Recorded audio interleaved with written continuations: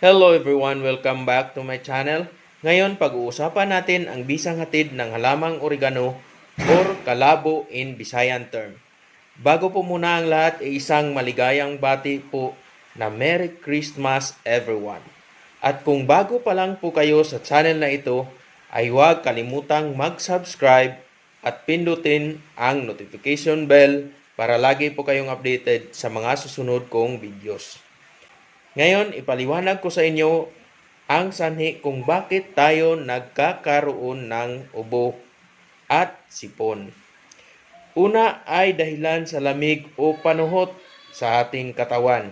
Ito po ang lamig na pumasok doon sa mga skin pores, kaya po tayo nagkakaroon ng lamig at nagdulot nga ito ng sakit at pamamanhid kung saang bandang bahagi ng ating katawan.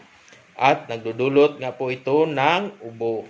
Pangalawa ay gawa po ng viral o bacterial infection na pumapasok sa ating katawan, gawa po ng mga nalalanghap nating maruruming hangin. Malaman natin ito kapag viral o bacterial ang sanhi ng ubo at sipon kapag nangangati ang ating lalamunan. Panoorin niyo po ang unang video na halamang gamot, tuba-tuba. Yun po ang gamot na panlaban sa lamig ng ating katawan. At sa bidyong pag-usapan natin ngayon ang gamot ng viral infection o bakterya na pumpasok sa ating katawan, mga kawander. Mayroon tayo ditong oregano leaves. Ang oregano leaves ay panlaban sa bakterya o ito ang pumupuksa sa viral infection na pumapasok sa ating katawan. Dahilan nga po para magkaroon ng ubo ang isang tao. Pwede po ito sa lahat ng edad, bata, matatanda. Kapag sa bata ay pwede lang po kumuha kayo ng 3 dahon ng oregano. Mayroon din tayong lemon. Ang lemon ay may content na vitamin C o immune system booster. Ito din ay nakapag-neutralize sa tapang ng lasa ng oregano para madali natin itong lunukin, at ang pangatlong sangkap na honey o pulot na ating gagamitin ay may soothing ability para makapagtanggal ng pangangati at panunuyo ng ating lalamunan. Ang gagawin natin ngayon para makakuha tayo ng katas sa oregano leaves ay painitan natin ito through steaming o pwede rin itong painitan sa baga. So let's proceed to our next step. Through steaming at ilagay natin sa steamer or pwede kayo gumamit ng steamer ng rice cooker.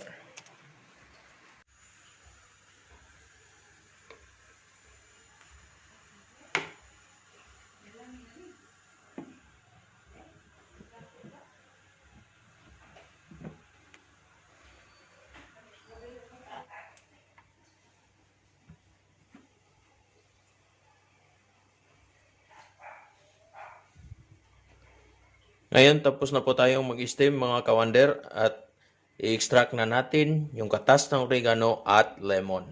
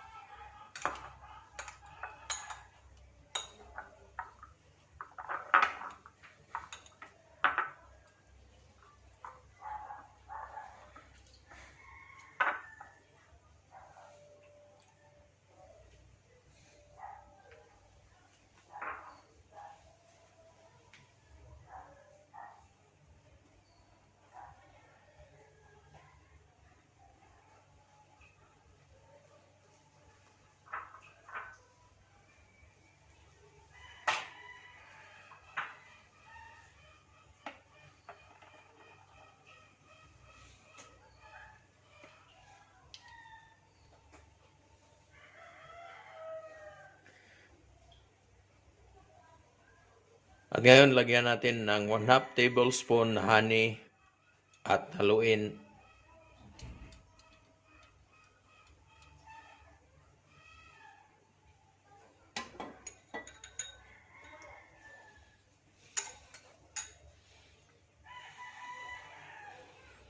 Patatin dito para mas mahalo siya. At pwede na natin itong inumin.